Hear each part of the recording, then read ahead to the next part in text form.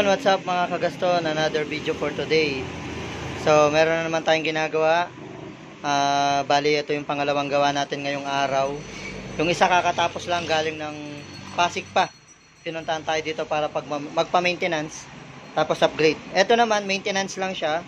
Ang odo nito is 31,000 km. Ang model nito is 2019. So taga Porac, Pampanga lang siya. Pero yung may-ari is nasa abroad, pinadala niya kay papa niya yan.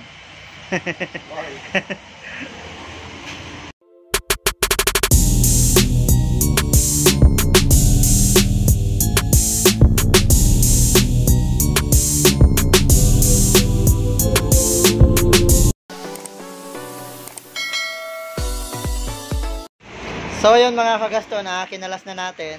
So never pa tong na maintenance sa 31K Odo. So ang gagawin natin, fully maintenance. Ano nga ba yung mga dapat i-check sa fully maintenance? Una dyan, throttle body cleaning, palit ng air filter, fuel filter, check ng spark plug, tapos check din ng panggilid, lalo na sa balancer, sa water pump, sa lining. Kumbaga i-check natin lahat kung ano yung kailangan palitan.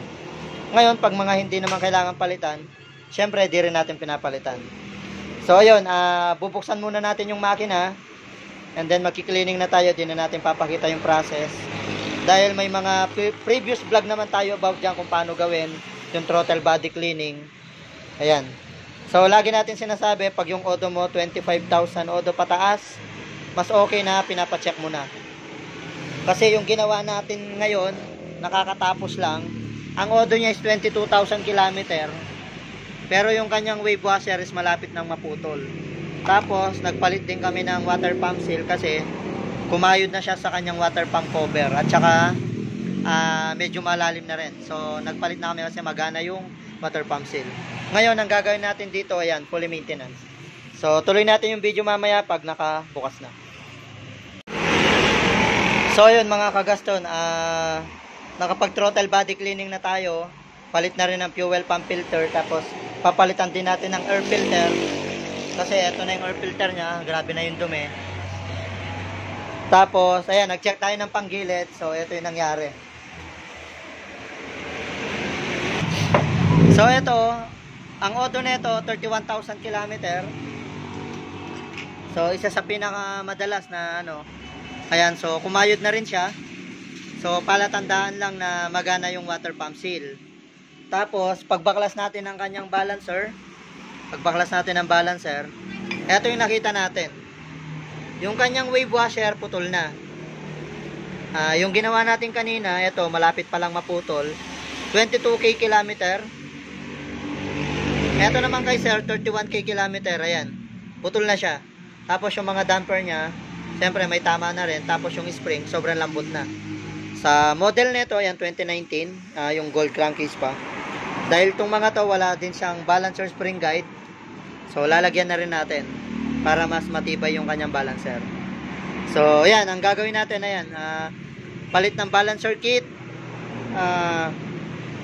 sabay palit na rin ng water pump oil seal. So, yun mga ginawa natin dito. Tuloy natin mamaya yung video kapag tapos na. Ito pala yung ano, taga Porac.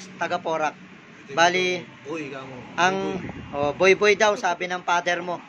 So eto na yung motor mo. Ayan yung mga naging problema. Buti na lang pina-maintenance mo na agad kasi pwedeng lumala at saka pwedeng mas dumami yung masira kapag dinagapan. So hindi ko naman tinatakot yung mga ibang Raider FI user. Basta kapag pumalo na ng 25 odo pataas, wag po kayong magtipid, i-check nyo na yung pa-check nyo na. Ngayon, kung malapit kayo sa akin, dalhin nyo lang sa lugar natin. Lugar natin, Kakutot, Mabalacat, Pampanga. Pwede nyo rin tignan sa mga post natin. I-search nyo yung Nicky Motorcycle Parts and Accessories. Nasa mga post natin yan sa ating Facebook page, Nixon Lennon Motovlog. YouTube channel, Nixon Lennon Motovlog. So yun, tuloy natin yung video mamaya kapag okay na.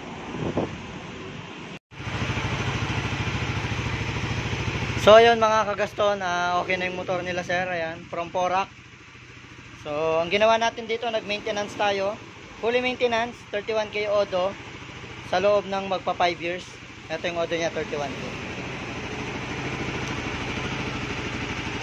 Yan, 31,000. Ang ginawa natin dito, yan, patayin muna natin.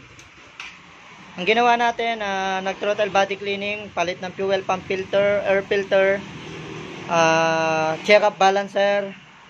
Yun, nakita natin putol na yung kanyang wave washer, may tama na yung damper. Tapos magana rin yung water pump seal. So yun yung mga pinalitan natin, yung lining niya okay pa. So yun, the rest okay na yung motor ni sir. Ang location natin, Kakutod, Mabalacat, Pampanga. Harap tayo mismo ng ngayon ng microbike at saka Way Hardware or Winway Hardware. Tabi natin yung ito, yung Timothy Vape Shop, nasa taas. So hanggang dito na lang yung video natin. Thank you for watching. God bless sa inyo.